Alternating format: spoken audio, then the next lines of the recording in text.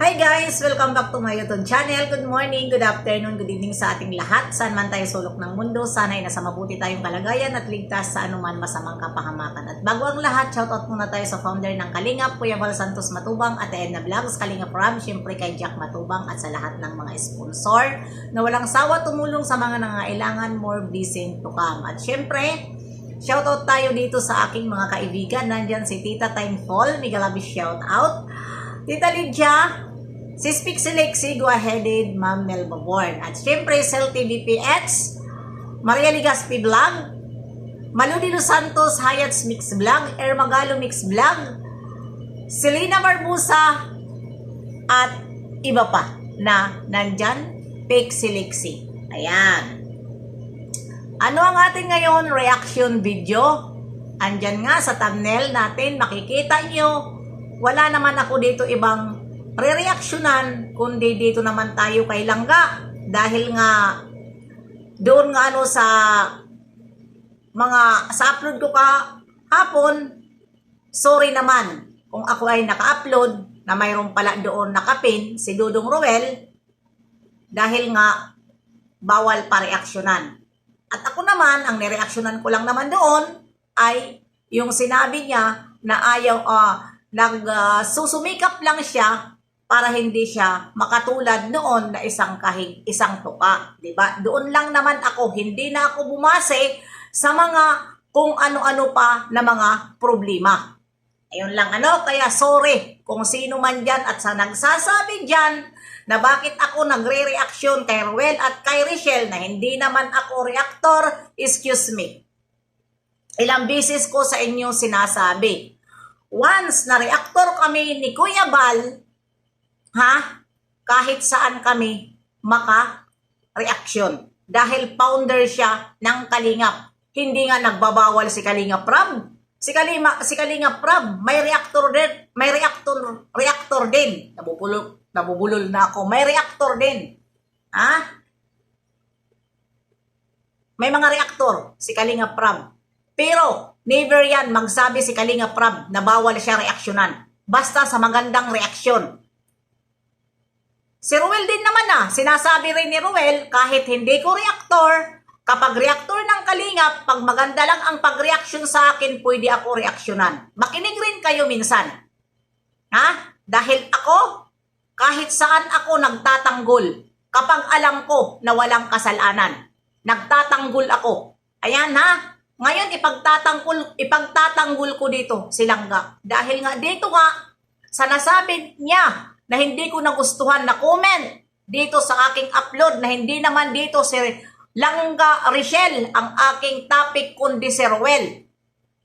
At andyan, nireaksyonan ko si Ruel. At bakit nasabi nila na ito daw si Richelle ay hinuhut-hutan si Ruel, ubos ang ipon ni Ruel. Dahil nga maluho itong kanyang girlfriend. Di ba? Pangit pakinggan dahil wala naman tayo nakikita na itong bata na ito ay hinuhut-hutan si Ruel. Di ba? Sila ay nagtutulungan. Kung halimbawa man mayroon maibigay si Ruel na konting bagay dito sa kay Rochelle, masama ba na sila naman magrelasyon naman sila? Di ba? Para naman kayong mga bago lang sa bago lang sa ganyang bagay. Di ba? Para lang kayo may masabi doon sa bata na hindi maganda dahil masakit sa mata nyo tingnan na hindi naman kayo pinapakialaman.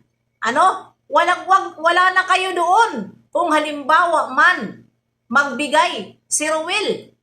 At alam natin na kung sabihin man natin na maluho si Richelle, tama, maluho si Richelle. Dahil bakit? May tricycle, di ba? At nag-aasikaso sa kanyang mga kapatid. Siya lahat ang nag-aaruga. Di ba? Yan ang luho niya. Mapaganda ang kinabukasan nila. Yan ang luho niya. Dahil nakakabili siya sa mga pangangailangan sa loob ng bahay nila. At siya lahat ang nagbabudget sa kanyang mga kapatid. Yan ang luho niya. Kaya, huwag kayong ganyan na puro kayo bas kung sino-sino ang mga pinambabas nyo, ang mga angels, si Kalinga Prab, ayan, ang mga Ilaber group, mga siraulo kayo, mamaya babanatan ko kayo dahil alam nyo naman na si Kalinga Prab ang inyong inaano talaga doon sa loob ng inyong group.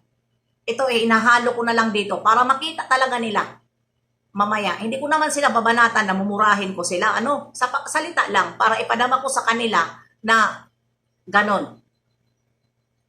Diba? At ito naman, wala naman ito si Richelle dito sa mga Ilaber group ay hindi nila pinapakialaman. Ang mga pinapakialaman talaga nila dito ay mga angels, pati si Kalinga Prab at si Kalinga Dan. Ayan ang kanila ngayon doon, chismis. At iibahin ko ito dahil ito ay para ito kay Richelle na aking pagtanggol patungkol nga dyan sa narinig ko na maluho at ubos ang ipon ni Kalinga Roel. My goodness naman, oh! Hindi ba kayo nangingilabot dyan sa pinagsasabi nyo? Kung maluho si Richelle, di sana nakikita natin kung saan-saan ang luho, kung saan-saan sila lupalop nagpupunta. Nakikita natin, nagpupunta sila kahit saan. Pero kanino ba yan gastos? Hindi ba sa nagmamahal kay Dudong Roel, pati kay Richelle? Di ba? Ang akala nyo siguro ay nagagastos yung mga yan. Siyempre, nagagastos naman sila sa sarili nila kung ano ang gusto nila bilhin na mga souvenir nila doon sa pinupuntahan nila. Pero, yung mga pinupuntahan nila, sponsor po yun. Hindi po yun plano ni Langga Richelle para makapunta kung saan-saan. Para maliwanagan kayo. Patungkol sa mga sinasabi nyo, hinuhut-hut at nauubos ang ipon, makakapundar ba si Dudong Roel ng mga sarili niyang bahay, lupa, kung hinuhut-hutan ni Richelle? Di ba? Parehas sila. Mga bata pa sila, pero magaling na sila ngayon mag-manage kung paano sila mabuhay dahil naranasan na nila ang hirap ng mga panahon. Hindi nyo ba yan napapansin? Ika nga, sabi nga ni Roel, na nagsusumikap siya para lang hindi na siya mag-isang kahig, isang tuka. Ganon din. Silang ka Richelle. Dahil nung mga panahon, inaamin naman talaga ni Richelle. Walang labis na pasasalamat lagi ni Richelle dito sa mga matubang pamilya kay Kalinga Prab na nakuha siya beneficiary dahil ayan na siya ngayon, Richelle na siya ngayon. Diba? Dahil alam naman natin ang kalagayan nila noon na sabi nga isang kahig isang tuka at hindi naman nila yun pinagkakaila. Tapos kung ano-ano na lang ang sasabihin natin sa umaangat-angat ng konti, wag naman. Kaya kayo naman na mga basher dyan, bago kayo magsalita, ay isipin nyo muna kung nakakasakit kayo sa kapwa nyo.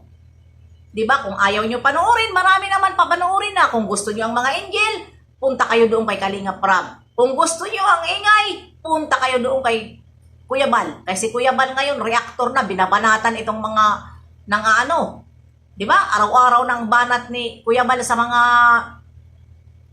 nang aapi sa Kalingap. Dahil siyempre, nasasaktan siya. Araw-araw na lang nila Salcedo, binabalahura si Kalinga Prab. Pati siya. Ito sila nila Brother Jose. Kaya doon kayo. Huwag na kayo mangialam dito dahil si Richelle ay nagsusumikap lang naman sila na magkaroon din sila kita sa YouTube. Kaya bawat isa sa atin magkaintindihan. At sa nagsasabi doon sa akin na hindi ako reactor nila Richelle, excuse me, kahit saan ako. basta wala lang ako inaapakan na tao, nagre-reaction lang ako sa tama. Ayan, hanggang dito na lang. Kasi upload lang ito, mamaya na lang pag mag-live ako. See you next live and upload. God bless.